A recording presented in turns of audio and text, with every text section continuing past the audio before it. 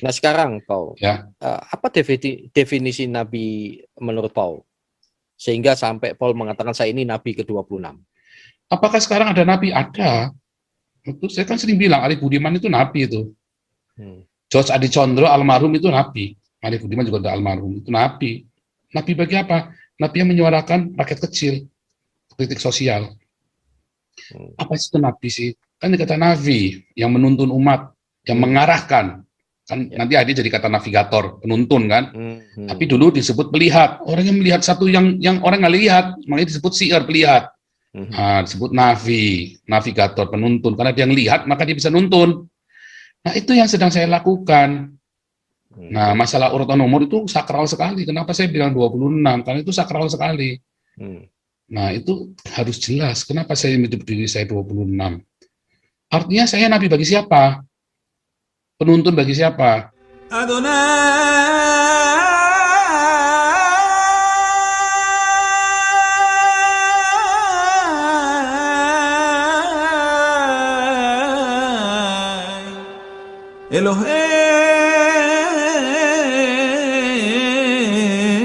إلهينو إحان.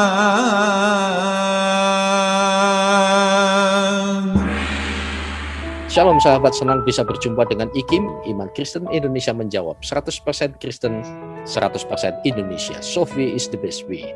Saat ini saya bersama sahabat lama saya yang cukup viral dan cukup menghebohkan di dunia dan akhirat. Namanya Paul Sang. Apa kabar Paul? Luar biasa. Shalom. Shalom, langsung Sahabat saja. saya, Pastor Iya. Heri. Anda ini saat ini bikin gonjang-ganjing di dunia persilatan ini, terutama statement Anda sebagai Nabi ke-26. Tolong jelaskan kepada saya maksudnya apa? Apakah Anda itu memang ngaku-ngaku seorang Nabi yang setara dengan Nabi-Nabi terdahulu? Silakan. Tergantung ini perspektifnya. Emang di Kristen ada berapa nabi sih? Mau profesor teologi, mau siapa juga, biar bapak gereja siapa juga nggak bakal bisa sebut tuh. Ya kan, nggak bakal bisa jawab. Memang itu bukan pertanyaan buat dijawab, karena memang nggak ada yang bisa jawab. Di Kristen ada berapa nabi, nggak ada yang bisa jawab. Bapak gereja lah, Athanasius lah, nggak bakal bisa jawab. Siapa yang bisa jawab? Petrus saja ditanya berapa nabi aja belum tentu bisa jawab, Rasul Petrus, ya kan? Nah, sekarang kalau ditanya nabi ke-25 di dalam Kristen siapa sih? Nggak akan ada yang bisa jawab. Tidak ada orang Kristen bisa jawab nabi ke-25 di dalam Kristen siapa. Yang bisa jawab saya kasih uang udah 1 miliar. Nggak akan bisa jawab, karena itu bukan pertanyaan untuk dijawab. Jadi kalau ada orang Kristen terus berfantasi kemana-mana tentang kenabian saya, ya, saya kira dia sekolah minggunya mungkin belum lulus, ya kan. Nah, yang kedua, apakah saya benar-benar nabi? Iya dong, masa bohongan? Nggak boleh berpercandaan, ya kan? Itu dalam Tapi perspektif kan, yang bagaimana, Paul? Makanya semua orang punya perspektif. Nah, makanya sekarang saya tanya, selalu jawaban itu kan jawabannya adalah sebuah pertanyaan-pertanyaan. Ya, saya kan lagi belajar ancient Hebrew. Tidak ada pertanyaan yang jawabannya bukan pertanyaan. Di dalam tradisi Ibrani itu orang bertanya, jawabannya pasti pertanyaan, yaitu pertanyaan untuk diri sendiri, untuk kita bertanya. Jawaban yang baik itu bukan sebuah jawaban ending benar salah. Nggak ada dalam tradisi Yahudi itu tentang benar salah itu nggak ada. Adanya pertanyaan dijawab dengan sebuah pertanyaan baru. Nah, makanya kalau ditanya tadi, kan tadi sudah saya jawab di Kristen, di pertanyaan pertama, di Kristen ada berapa nabi? Nggak akan ada bisa jawab. Ditanya lagi, kedua, siapakah nabi ke-25 dalam Kristen? Juga nggak ada yang bisa jawab lagi. Nah, yang pertanyaan ketiga sekarang, ya kan? Pertanyaan ketiga itu adalah, memang sampai sekarang nggak boleh kalau ada nabi. Kan cuma orang Livoma aja sama si siapa itu Grafa yang bilang nggak boleh ada nabi, ya kan? Karena nabi itu harus nulis Alkitab. Siapa bilang? Lukas bukan nabi, nulis Alkitab. Markus bukan nabi, nulis Alkitab. Apakah nabi harus nulis Alkitab? Tidak. Ada rombongan Nabi Samuel, ada rombongan Nabi Elia. Mana ada yang nulis kitab? Nabi-nabi ini rombongan ini nggak ada. Nah, jadi kalau dibilang apakah nabi, kita balik ke terminologinya. Konflik terminologi, konflik paradigma dalam kekristenan adalah Anda semua berpikir nabi itu dengan fantasi masing-masing, berimajinasi kenabian itu masing-masing. Nah, jadi hati-hati dengan kata nabi itu. Nah, makanya balik lagi kita pertanyaan yang ketiga tadi. Ya.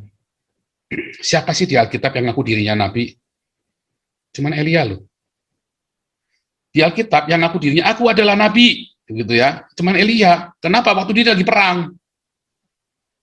Maksudnya perang, dia sedang memerangi nabi-nabi Baal. Lawan nabi Baal. Aku adalah nabi dari Yehova Elohim, ya kan? Karena untuk membedakan. Tetapi dari zaman Musa pernah nggak bilang aku adalah nabi? Seluruh orang Israel menyebut Musa nabi, tapi padahal yang nabi yang pertama itu siapa? Samuel kan yang disebut nabi kan? Ya. Ketika Musa di dalam Ulangan 18 itu cerita, nanti akan kalau aku bangkitkan seorang seperti kamu, ya nabi seperti kamu, yang dibangkitkan siapa? Samuel loh. Yang pertama kali disebut di dalam Kisah Rasul itu Samuel, nabi yang pertama. Ya. Bukan Adam. Jadi Musa itu, ya kemudian langsung Samuel lompat. Apakah Samuel mengaku dirinya nabi? Nggak ada. Cuman Elia yang ngaku dirinya nabi. Zaman itu orang ngaku dirinya nabi itu cuma apa? Nabi palsu yang ngaku dirinya nabi kan? Bahkan Yohanes Pembaptis saja, apakah kamu nabi? Bukan. Apakah kamu Elia? Bukan. Loh kan? Malah bukan, nggak berani dia. Padahal seluruh Israel, seluruh orang Yahudi menganggap Yohanes Pembaptis adalah nabi. Disebutkan.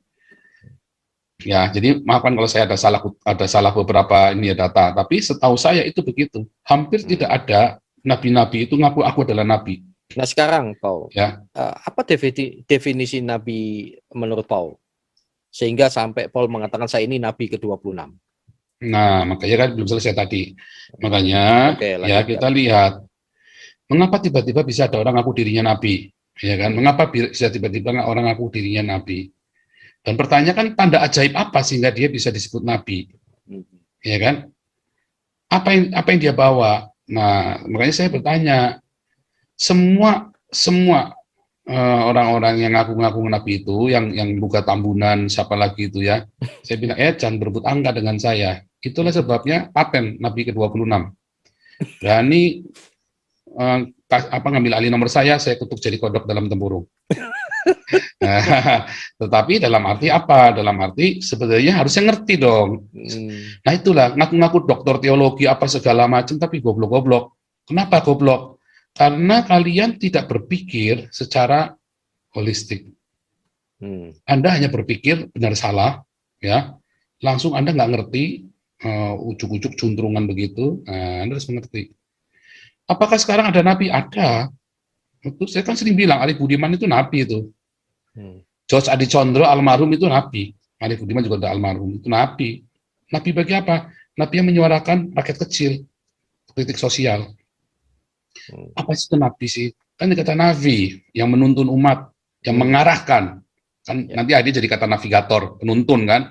Tapi dulu disebut pelihat. Orang yang melihat satu yang orang nggak lihat, makanya disebut siar, pelihat. Disebut navigator, penuntun. Karena dia ngelihat, maka dia bisa nuntun. Nah, itu yang sedang saya lakukan. Nah, masalah urutan nomor itu sakral sekali. Kenapa saya bilang 26? Karena itu sakral sekali. Nah, itu harus jelas. Kenapa saya menyebut diri saya 26? Artinya saya nabi bagi siapa? Penuntun bagi siapa? Ya, yang aku punya nabi nomor 25. Adapun kalau orang-orang lain mengaku saya nabi, orang Kristennya, ya kan suka-suka kamu. Siapa suruh kamu ngakui saya nabi? Orang saya nggak pernah ngaku diri saya nabi Kristen kok. Nah, kalau kamu mengakui saya nabi kan suka-suka kamu. Kan orang yang lihat, saya kan nggak pernah ngaku nabi Kristen. Nah, makanya yang itu harus, teman-teman itu harus mengamati. Iya, dan itu khusus nabi 26. Khusus, nggak boleh diganggu-gugat. Gitu. Walaupun tanpa hak paten. Apa yang membuktikan Anda adalah seorang nabi 26? Nah, buktinya adalah tanyakan kepada nabi ke-25. Buktinya dia nabi ke-25 apa? Itu bagaimana saya mau tanya? Itu. Semua yang Anda tanyakan kepada saya, semua yang Anda ragukan terhadap saya, itu sudah pernah diragukan kepada nabi ke-25. Nah, jadi semua keraguan Anda, semua pertanyaan Anda itu sudah pernah ditanyakan kepada Nabi ke-25. Nah, jawaban saya nanti seperti Nabi ke-25. Begitu. Apa itu? Ya banyak, ya kan. Buktinya kamu Nabi apa? Ya pokoknya Jibril nemuin saya. Saksinya siapa? Ya suka-suka saya, ya saksinya saya sama Jibril. Nah, kalau saya tanya sama orang yang di Zoom saya kan pasti, oh saya saksinya, semua kan ngaku saksi semua kan. Nah, tapi kan itu balik lagi suka-suka saya kan. Nah, balik lagi semua keraguan Anda terhadap saya tanyakan kepada Nabi ke-25. Saya dapat jawaban apa? Ya, mujizatmu apa? Nah, tanya sama Nabi 25 mujizatnya apa? Ya, itu kan ada semua ditulis sama pengikutnya Nabi ke-25 itu kan suka di live YouTube dan di Facebook itu kan banyak kan, di internet juga banyak. Bukti-bukti kenabian Nabi ke-25. Nah, itulah bukti saya juga sama. Bedanya cuma satu saja saya kalah. Ya, saya istrinya cuma satu ya. Sama tompel, saya nggak punya tompel. Nah, itu aja. Tapi saya punya yang lain. Nah, gitu kan. Nah, jadi itu nggak main-main ya, itu saya serius loh. Bukan penistaan agama, bukan. Jadi banyak orang bilang ini penista agama. Enggak, ini saya hanya membalikan logika berpikir orang-orang beragama. Inilah logika berpikir orang beragama, ya kan? Jadi kenapa saya ditanyakan begitu tuh sama. Yesus pun ditanya hal yang sama. Buktinya apa kamu tuh Mesias? Loh, ditanyakan dong apa? Bukannya malah langsung dirajam pakai batu kan? Tanya dong, kamu apa? Dijak ngomong dulu kan? Bahkan orang Yahudi saja ditanyain dulu loh. Buktinya apa? Ininya apa? Segala macam. Ya kan? Nah, bedanya kalau Tuhan Yesus akhirnya disalib, kalau Nabi ke-25 akhirnya yang berani nanya ke nabinya dia digorok. Yang berani meragukannya, awas masuk neraka loh. Nah, kan digituin kan? Nah, itu sangat berbeda dan itulah logika beragama. Dan Yesus tidak pernah ngaku-ngaku dirinya nabi loh. Aku adalah nabi, hahaha, nggak pernah loh. Tapi kan semua umat di dunia, ya bahkan orang Kristennya sendiri terframing, Yesus adalah nabi. Padahal Yesus aja nggak pernah ngaku dirinya nabi, ya kan? Tetapi kan hampir semua orang Kristen di dunia, hampir semua yang mainstream percaya Yesus adalah Allah. Bahkan nggak bisa salah, kamu masuk neraka, bidat sesat, kan begitu kan? Ya. Memang, jadi jawabannya memang begitu, nggak bisa cuman nggak bisa benar salah, hitam putih, nggak bisa begitu doang. Memang ini agak-agak membingungkan ya kalau kita lanjut. Tangkap secara simpel. Memang ini agak membingungkan kalau ditangkap oleh orang-orang yang berpikiran simpel. Korelasinya bagaimana ya antara 25 dan 26 dan 25 ini? Korelasinya ya tergantung apa korelasinya, sama-sama manusia, ya kan? Sama-sama mau apa, sama-sama pintar, apa sama-sama ngawur, nah, kan tinggal begitu kan? Sama, korelasinya adalah persamaan, sama-sama pintar atau sama-sama ngawur, gitu aja kan? Sama-sama benar atau sama-sama ngibul, gitu kan? Sama pokoknya, sama-sama benar atau sama-sama ngibul, dah gitu aja kan? Nah, sekarang tergantung. Nah, kalau masalah umat saya lebih banyak. Kalau dulu zaman Nabi ke-25 masih hidup, umatnya cuma 10.000. Zaman saya hidup umatnya 50.000. Beda kan? Itu saya lebih banyak jadinya. Dan terus bertambah ya. Iya. Kalau masalah pendidikan saya jelas lebih pandai. Kalau pendidikan ya dong, saya bisa 5 bahasa kok. Kalau Nabi ke-25 kan cuma bisa 1 bahasa doang. Nah, itu jadi harus ngerti, harus tahu mengapa harus pakai angka. Wajib itu. Oh, hati-hati itu angka keramat itu, dan kalau mau rebutan nomor lotes 26 saya kutuk jadi kodok pokoknya. Oke, Paul, gitu. Pertanyaan saya. Lanjut. Jadi apakah ini bisa saya simpulkan bahwa ya suka-sukanya Paul dong mau bilang lagi ke berapa? Apakah begitu? Iya, ini kan kita hak untuk berbicara, hak untuk berekspresi. Saya mau bilang saya nabi kek, mau bilang saya Tuhan kek, suka-suka saya kan. Sekarang siapa yang dirugikan kalau saya bilang saya Nabi ke-26? Siapa yang dirugikan coba? Tapi ada yang merasa dinistakan. Bandingkan dengan orang Islam yang ngebom gereja, bandingkan dengan orang yang di New Zealand itu. Orang yang di New Zealand itu kan ada yang sampai itu orang bule yang nembakin di masjid itu kan. Kalau saya ngaku Nabi ke-26, yang dirugikan siapa? Kalau dinistakan berarti kan perasaannya dia rapuh kan. Nah, siapa suruh kamu mudah tersinggungan? Orang tersinggungan itu rezekinya pendek loh. Ya kan? Oh, saya menistakan siapa? Orang Nabi ke-25 saja berani ngomong bahwa Tuhan saya bahwa Yesus bukan Allah kok. Berani ngomong, ya kan? Itu kan menista saya juga. Nabi ke-25 berani ngomong Yesus bukan Allah. Nabi ke-25 berani ngomong Yesus tidak disalib. Oh, itu penistaan besar terhadap apa yang saya percaya. Nah sama, saya itu menista apanya? Saya kan cuma bilang Nabi ke-26. Ya, kalau saya berkata tambah-tambahan lain, itu saya hanya fakta. Itu semua fakta-fakta. Nyatanya, istri saya cuma satu, Nabi ke-25 itu istrinya banyak. Kalau orang mau kawin istri banyak kan didahului dengan apa? Dengan pikiran yang cabul kan? Kalau nggak mungkin dia kawin. Misalnya nih, kenapa Nabi ke-25 nggak kawin nenek usia 60 tahun, 70 tahun aja? Yang dikawini muda-muda semua. Berarti kan ada pikiran cabul, ada syahwat dulu. Itu kan cabul, pornea. Kalau saya kan enggak, isinya satu. Nggak kepengen. Karena apa? Saya jaga. Makanya saya berani bilang kelengkapan yang lain. Nah, saya pernah bunuh orang? Nggak pernah. Nabi ke-25 sering bunuh orang. Siapa yang pernah? Iya, tapi kan dia suruh orang bunuh. Dia memang nggak pernah bunuh orang, tapi dia suruh orang bunuh. Sama saja. Bunuhlah kafir dimanapun. Ya, itu kan bunuh. Tapi itu perang, Pak. Nah, makanya saya Nabi ke-26 nggak pernah ngajak perang orang. Gitu ya kan? Nggak pernah ngajak, yuk perangi sana. Saya malah bilang apa? Yuk kita kasih makan NTT, yuk kita kasih makan orang miskin, entah itu Buddha, Hindu, Islam, Kristen, agama, tetap tolong jangan peduli agamanya. Kan begitu kan? Nah, beda. Nah, kalau Anda merasa dinistakan, Anda berarti Anda sensitif, orang-orang demikian ini orang-orang kerdil pikirannya. Baperan. Ya ada orang mengaku dirinya Yesus kok, saya juga nggak marah, suka-suka dia mau ngaku Yesus juga nggak apa-apa. Malah dia mengaku bapaknya Yesus, ya boleh-boleh saja. Nah, terus ada orang bilang, wah saya mengaku Yesus, kamu sembah saya. Nah, kamu disalib dulu, kalau 3 hari kamu bangkit, saya pertimbangkan. Kan begitu kan? Kalau kamu disalib, 3 hari 3 malam saya kuburkan kamu bangkit, saya akan mempertimbangkan kamu untuk menjadi Tuhan saya. Nah, itu baru pertimbangan loh ya. Nah, keputusan nanti, ya, itu kan suka-suka saya juga. Ya kan? Nah, itu gitu loh. Jadi, logika agama itu harus... kita harus pakai sekarang logika sebagai orang manusia yang hidup. Nanti kita akan ini pinter. Bangsa Indonesia itu perlu logika agama itu copot semua.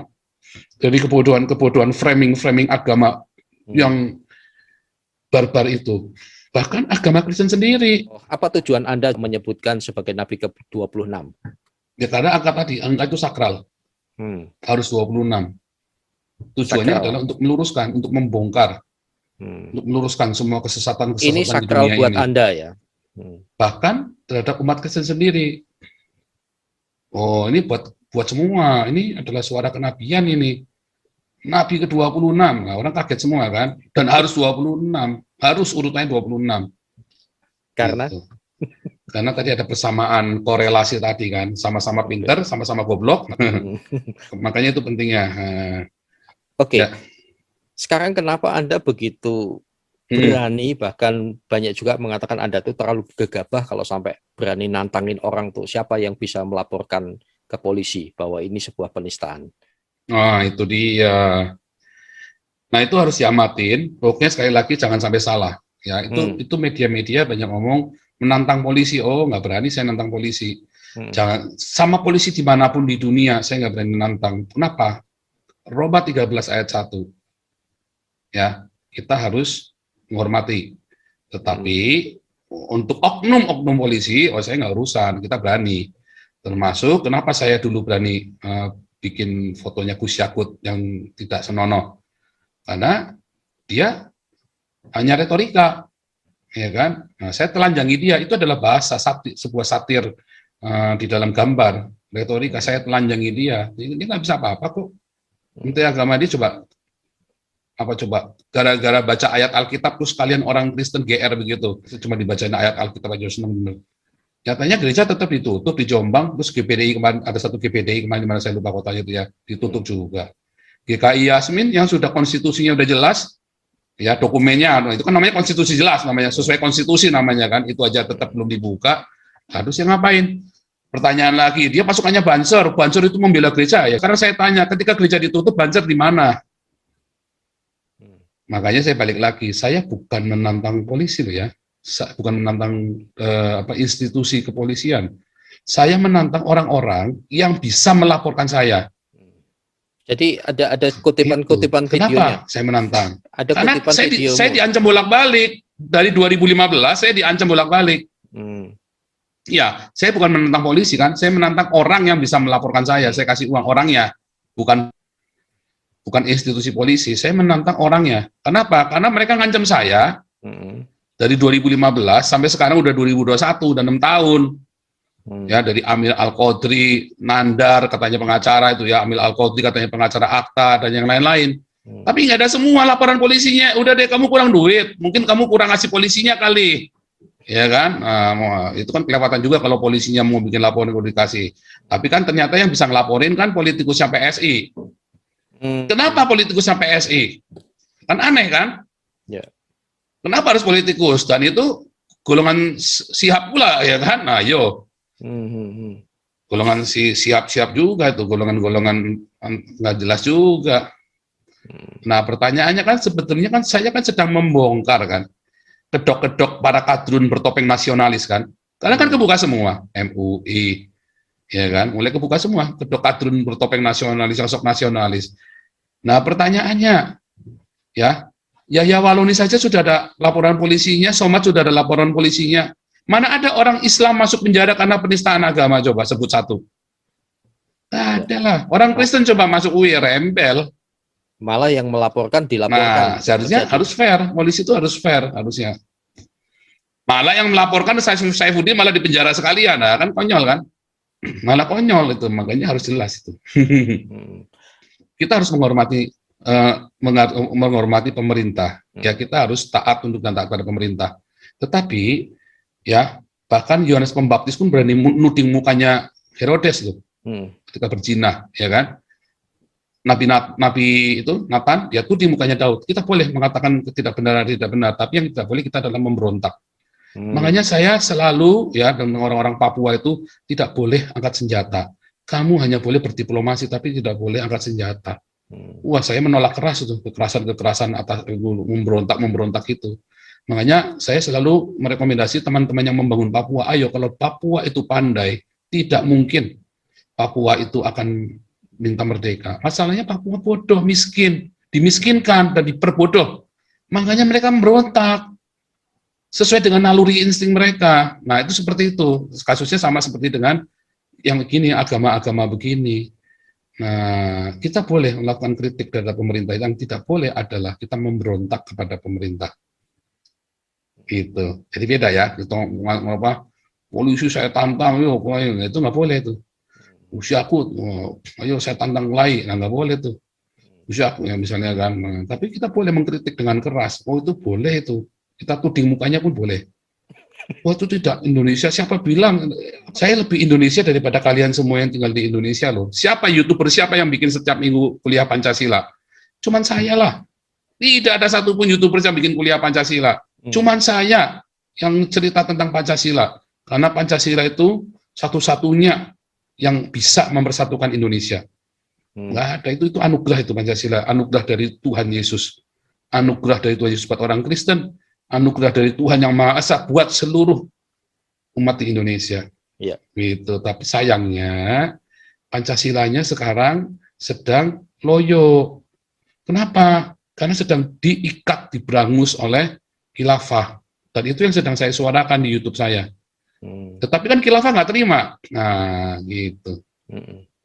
Nah, sekarang Paul. Makanya sekarang kelihatan kadrun nasionalis sama kadrun itu menyamar jadi nasionalis. Hati-hati kalian partai nasionalis disusupi kadrun kalian. Sekarang apa responmu dengan viralnya statementnya Paul Sang tentang dianggap sebagai penistaan agama? Ya biasa saja, karena di Eropa nggak ada penistaan agama sih. Kita dilindungi freedom to speech article. Kita boleh mengekspresikan apa yang di dalam pikiran kita, ide-ide kita. Ya, yang tidak boleh adalah ngebom gereja, ngebom masjid, nembakin orang, ya terus demo sambil bunuh sekarang juga. Nah itu nggak boleh tuh, langsung tuh kita kena tuh, bunuh gitu kan. Nah itu nggak boleh tuh. Nah, yang saya lakukan bukan suruh bunuh kan. Nah, kalau saya marah boleh saja, atau masa orang nggak boleh marah?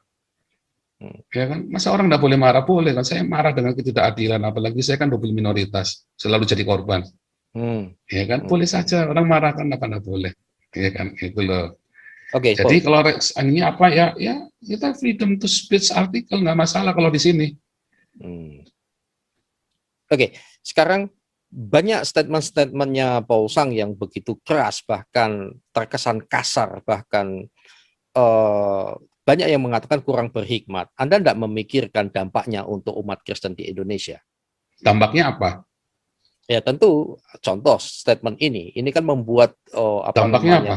Dampaknya contoh apa yang terjadi saat ini. Anda kan di Eropa, banyak yang mengatakan begitu, sinisme terhadap Anda. Ya kamu di Eropa, seenaknya sendiri bicara. Tetapi kan dampak untuk di Indonesia ini, akhirnya Kristuber dan gereja dan seterusnya mengalami ketegangan. Gitu. Ada yang merasa demikian. Menurut Anda bagaimana? Kenapa harus tegang? Kenapa harus tegang kan pertanyaannya kan? Itu kan pertanyaan harus tegang. Kenapa harus tegang? Karena kalian takut. Kenapa kalian takut? Karena kalian nggak punya kasih.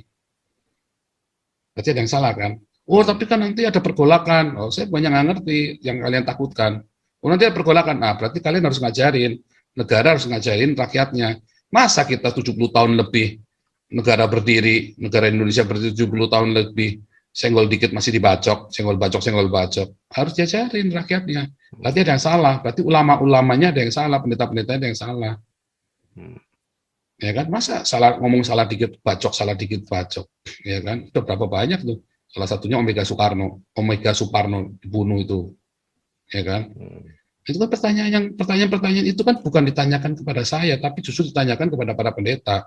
Kenapa kamu takut? Karena kamu tidak memberitakan Injil, ya kan? Soalnya kan di Kalian Indonesia berbisnis. cukup sensitif sekali masalah hal-hal. Berarti ada yang salah dengan agama yang membuat kalian ketakutan, dan kalian sekalian juga ada masalah, dan mayoritasnya juga berarti ada masalah.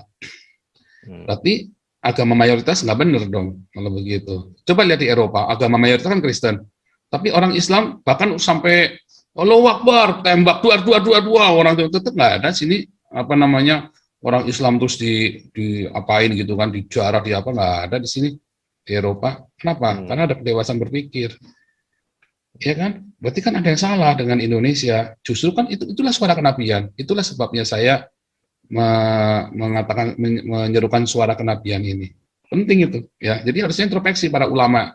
70 tahun negara berdiri tapi masih bego. Nah, itu kan harus dipikirkan. Hanya karena Islam mayoritas tuh saya nggak boleh ngomong begini. Ya nggak bisa juga. Saya sudah melepas warga negara Indonesia saya.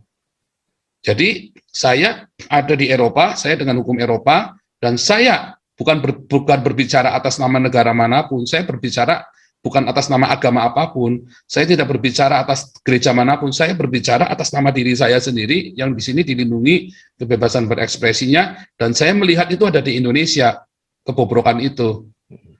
Loh, jangan campuri lagi dong, bukan masalah campuri, saya dulu jadi korban. Ya kan, kita minoritas itu selalu jadi korban, makanya saya menyuarakan ini. Ya, kalau kalian nggak mau disuarakan, terserah. Saya hanya menyuarakan suara saya sendiri. Saya kan mau ngomong apa saja kan terserah saya, boleh-boleh saja kan. Nah, kalau ada yang tersinggung misalnya, ya berarti ada yang salah dengan iman Anda. Loh, tapi kan nggak semuanya dewasa. Nah, berarti Anda gagal selama 70 tahun mendidik umat. Kan begitu kan. Oke, Paul. Saya kan hanya mengajak Anda orang beragama untuk dewasa dalam berpikir. Itulah sebabnya Indonesia nggak maju-maju. Gitu. Baik, Paul. Jadi saya butuh klarifikasi. Jadi Anda mengatakan itu adalah pribadi, tidak mewakili sebagai Kristen Indonesia, tetapi Anda pribadi yang saat ini bukan warga negara Indonesia, begitu? Iya, saya berkata-kata atas nama pribadi, bukan atas nama agama apapun, gereja apapun, atas kelompok apapun, atas negara apapun. Saya atas nama pribadi yang dilindungi di Eropa, hak saya ini. Iya, kebetulan saya berbahasa Indonesia. Apa tanggapan Paul Sang terhadap pelaporan aliansi ulama se-Jawa Timur? Ada beberapa aliansi yang melaporkan Muhammad Kc. Ya, itulah ketidakdewasaan di dalam beragamaan. Itulah umat beragama yang cemen, yang picik. Ya, dikit-dikit lapor, ya kan. Sementara mereka sendiri boleh teriak-teriak sesuka hati mereka, boleh Dan menista. Bahkan nabinya saja kan mereka menista agama Kristen. Ya, dan itu bukannya Muhammad kecil loh.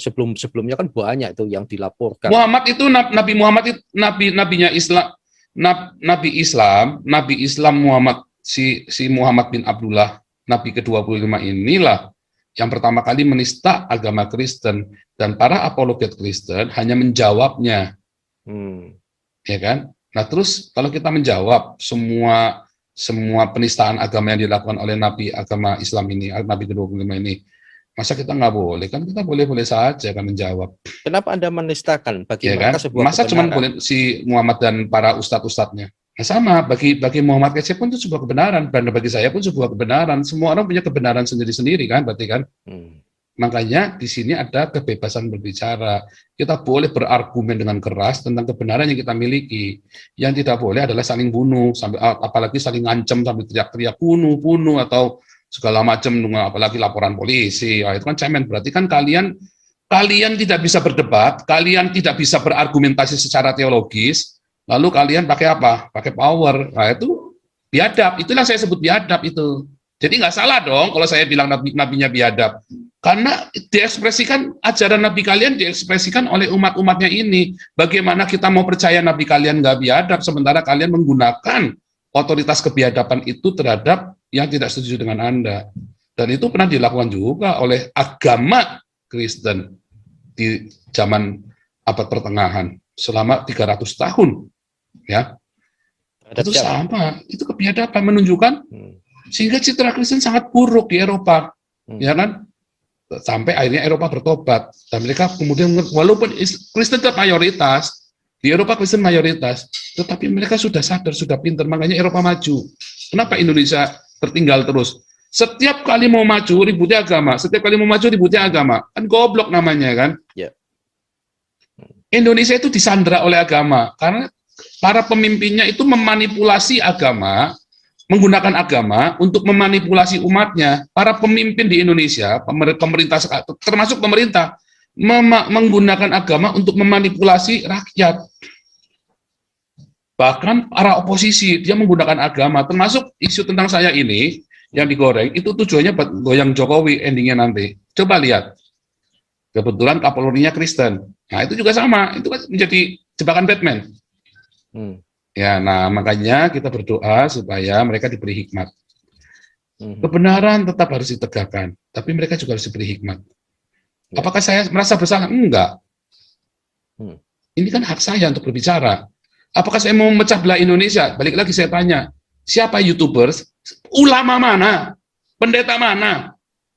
Yang selalu ngajarin Pancasila seminggu sekali, saya korbankan waktu 3-6 jam setiap hari Senin. 3-6 jam kita bicara tentang Pancasila. 3-6 jam coba untuk bicara tentang kebangsaan, tentang Pancasila yang diajar oleh Brigjen Purnawirawan Junias Tobing. Ngapain? Kadang-kadang nggak bisa dimonetasi, nggak bisa diuangkan videonya itu. Tetapi kenapa saya lakukan? Karena saya sedang mengajar ya kepada orang-orang yang saya tahu. Apa salahnya? Ya suka-suka saya kan boleh bebas berekspresi, ya kan? Nah, saya sedang mengajarkan kalian selama ini salah. Saya di Eropa begitu melihat Eropa, gila bener ini Eropa ya, keren amat orang bisa menghargai, saling menghargai. Eropa itu lebih Pancasila dari Indonesia loh. Sila pertama, kedua nanya Malaysia. Orang Eropa itu lebih religius loh, lebih religius. Cuman dibalik mereka menghormati orang yang sekuler. Orang Eropa lebih religius daripada orang Indonesia, lebih humanis mereka, kemanusiaan yang adil dan beradab. Mereka lebih humanis dan lebih beradab. Nggak ada orang karena beda agama dimasukkan penjara, karena pindah agama masukkan penjara, masjid dibakar. Nggak ada di sini begituan. Itu hukumannya berat sekali. Nggak cuma, dan memang kamu udah terdeteksi. Bahkan kemarin di Berlin, ya semasa COVID, orang Islam kan masjidnya tutup, bangkrut karena kan mereka nggak punya maintenance, uang buat maintenance. Mereka disuruh sholat di ini loh, selama Ramadan itu sholatnya di dalam gereja loh di Berlin itu. Ayo, betapa kemanusiaan dan beradabnya mereka, betapa mereka berketuhanan yang Maha Esa, agnostik. Karena di sini kan agnostik kan, agnosticism ya kan. Mereka bukan ateis loh, salah kalian orang Indonesia menganggap orang Eropa ateis. Orang Eropa itu agnostik. Ada Tuhan, tapi bukan Tuhan yang kamu sembah itu. Beda. Tuhan yang kamu sembah itu biadab, termasuk Tuhan yang agama dalam tanda kutip Kristen. Kenapa? Karena zaman Zwingli itu bunuh orang Mennonite berapa banyak tuh. Sama, orang Islam berapa banyak bisa dibakar, dibom atas nama agama. Makanya mereka bilang, enggak, Tuhan itu banyak seperti itu. Kenapa? Karena agama gagal mengajarkan agama. Makanya di Eropa ada orang-orang Kristen yang disebut niet-belijdend Kristen dalam bahasa Belanda, ya kan? Atau Kristen without confession. Kenapa? Artinya mereka Kristen, tapi mereka bukan beragama. Kristen tanpa agamawi. Kristen tanpa agama. Nah, itulah saya. Saya pengikut Kristus tanpa agama. Dan saya setuju dengan itu. Sehingga ajaran Kristus itu bisa masuk ke semua agama, ke semua kelompok, ke semua ras, tanpa harus mengubah kulturnya mereka. Kalau sekarang kan di Indonesia kan kulturnya udah jadi Arab. Yeah. Indonesia sudah pasti kulturnya udah jadi Arab, udah pasti itu nggak bisa bohong. Enggak, bohong kalian kalau bilang enggak. Ya kan? Indonesia sudah jadi Arab Indonesia itu. Nah, itulah bedanya menjadi bertuhan tanpa beragama. Makanya kan sila pertamanya kan bukan keagamaan, tapi kan ketuhanan. Karena kita bertuhan, bukan beragama. Nah, itu salah. Makanya kalau agama di KTP itu ngawur sekali. Agamanya apa? Nah, itu salah.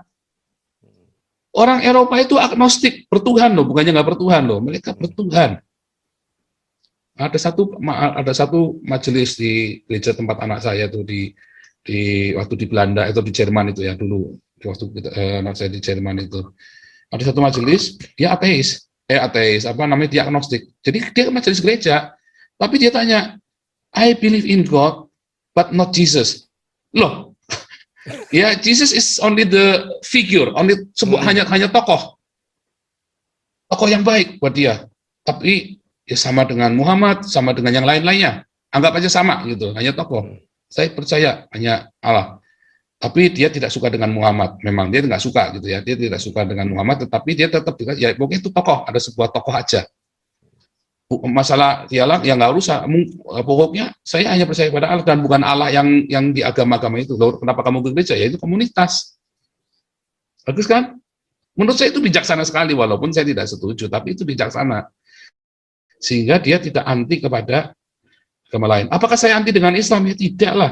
Kalau saya anti dengan Islam, nggak mungkin saya terus membaptis orang, kasih makan orang Islam, ya kan? Nggak mungkin lah, ya kan? Saya tidak pernah benci orang Islam, tapi saya tidak suka dengan ideologinya. Itu beda banget. Oke, baik. Paul, apa yang Anda lakukan terhadap orang Islam di Eropa? Saya punya banyak teman orang Islam di Eropa, dan mereka baik-baik. Ya. Namun, tidak dipungkiri bahwa orang Islam yang baik ini ternyata mereka pun agnostik. Orang Islam yang agnostik. Mereka masih nggak sholat, masih. Kenapa sholat? Ya itu ritual yang buat mereka itu adalah sebuah tradisi. Seperti orang Bali bikin canang. Apakah mereka selalu percaya? Belum tentu. Mereka bikin canang belum tentu percaya. Tapi itulah ritual, itulah budaya mereka. Dan mereka menghormati budaya, menghormati diri mereka dengan menghormati budaya. Nah, demikian juga dengan orang-orang Islam ini. Mereka masih pakai jilbab. Ya, jilbabnya udah nggak wajib yang bagaimana lagi. Buat mereka itu hanya kultur. Itulah sebabnya mereka bisa bersalaman dengan kita, mereka bisa duduk bareng sama kita, makan bareng sama kita, ya kan? Bisa bercanda dengan kita. Bahkan teman-teman anak saya banyak yang masih Muslim, dan mereka baik-baik, karena mereka tidak mabuk dengan agama, mereka sudah lelah dengan agama. Mereka sudah lelah. Tapi orang-orang Islam yang masih ini ngotot dengan agamanya, oh biasanya mereka tidak baik. Serius. Saya tuh berapa kali juga sempat ini ya, mereka tuh meludah di depan kita, bilang Cina haram. Saya tahu banget kata Cina haram itu kan saya tahu Cina. Terus yang ludah begitu. Mungkin itu perasaan saya. Ya sekali dua kali perasaan. Kalau sering kan nggak bukan perasaan itu. Dan seharusnya saya bisa nuntut. Dan itu adalah tindakan rasisme. Di sini nggak boleh. Cuman saya kan sedang menginjili mereka. Masa saya tuntut ya bener aja kan? Nggak boleh dong. Saya kan sedang menginjili mereka. Banyak yang Paul bawa kepada Tuhan Yesus. Memang itulah kenyataannya. Di Indonesia kan juga sama. Banyak, sudah berapa. Sekali baptis itu kita bisa 20-40 orang. Nah, ini kan masalah karena COVID nggak boleh kan. Jadi kemarin ada orang Irak kita baptis, ada orang dari RRC kita baptis. Ya kan. Nah, ini itu ya, orang terus ada dari kemarin Iran, tapi kita nggak bisa agresif seperti dulu karena masalah COVID ini kan. Jadi setahun ini kita benar-benar pemuridan. Ya saya cuman, ya kita aja nggak bisa berkunjung, nggak bisa berkunjung ke masuk ke dalam ininya mereka, ke campnya mereka karena masalah COVID ini. Kita ketemunya di luar. Nah kalau ketemu di luar mereka suka keberatan karena mereka takut kan. Kalau ketemu gaul gitu kan, ketemu kita. Kalau di camp kan kita masuk ke ininya mereka, ke roomnya mereka, kita ngobrol-ngobrol, udah nggak ketahuan gitu loh. Jadi anggap ini cuman apa gitu kan, tamu biasa gitu loh. Oke, Paul. Sekarang tapi kalau sebagai ketemu di tempat umum, mereka takut berpapasan dengan orang lain, ada yang paparasi begitu loh. Sebagai penutup, ada 3 hal yang mau saya tanyakan. Apa pesan Paul, 1 kepada umat Islam Indonesia, 2 kepada umat Kristen Indonesia, dan yang ketiga kepada para apologetuber, kemudian para kristuber dan sejenisnya. Kepada orang Islam, saya selalu berpesan apa? Beragamalah, tinggalkanlah agama Anda, tapi bertuhanlah dengan benar. Jadi beragama itu bukan bertuhan, bertuhan itu bukan beragama. Tetapi kalau kalian tetap mengatakan beragama, ya bukalah pikiran Anda bahwa Anda tidak hidup sendirian di muka bumi ini. Dan kebenaran, setiap orang punya kebenaran sendiri. Nah, kedua, kalau buat orang Kristen, ya jangan takut. Saya lelah 40 tahun merasa takut, ya saya lelah. Sehingga saya mulai berani. Karena saya baru sadar, ketika saya takut itu, saya membenci mereka. Tapi ketika saya mulai berani, saya melihat, ternyata saya mengasihi mereka. Bahkan beberapa teman muslim pun saya bantu.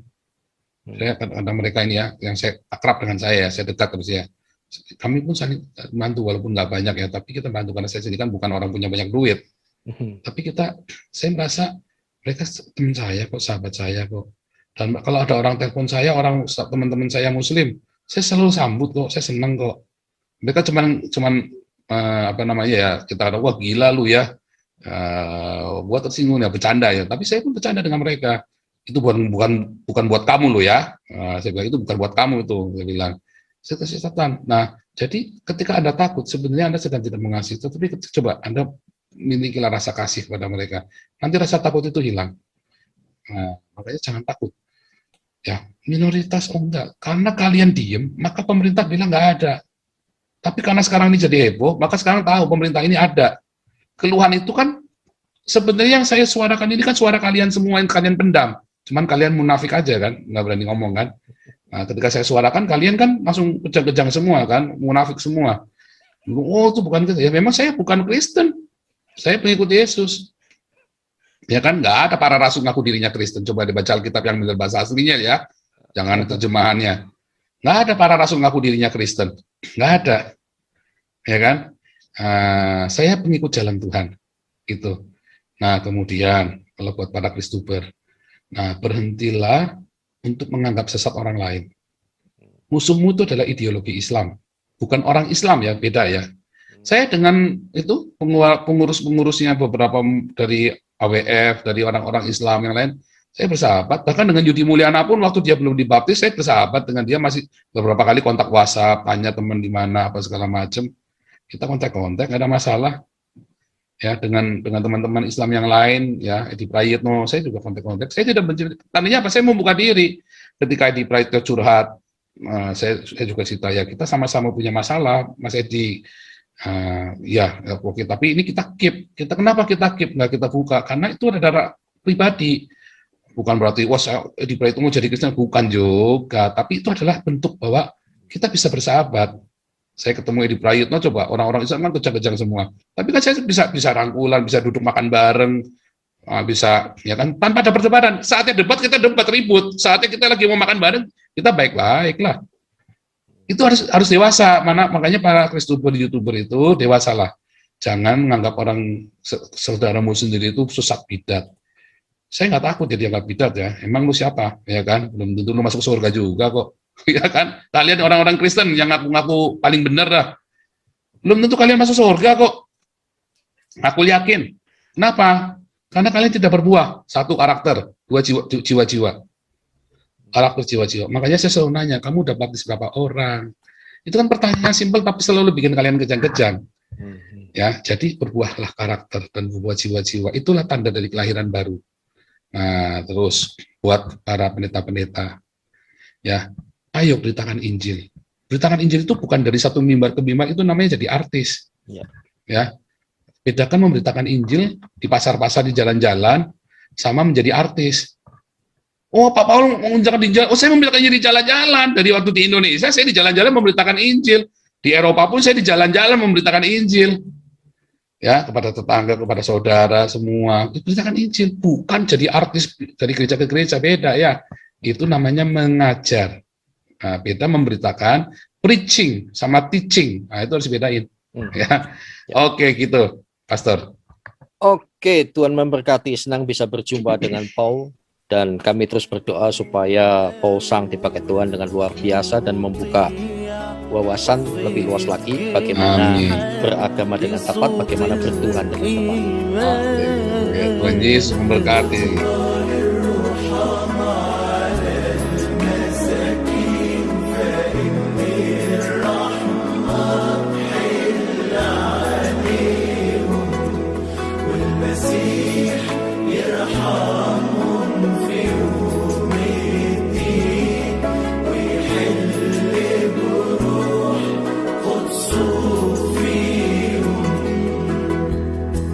بدر بالصوم النقي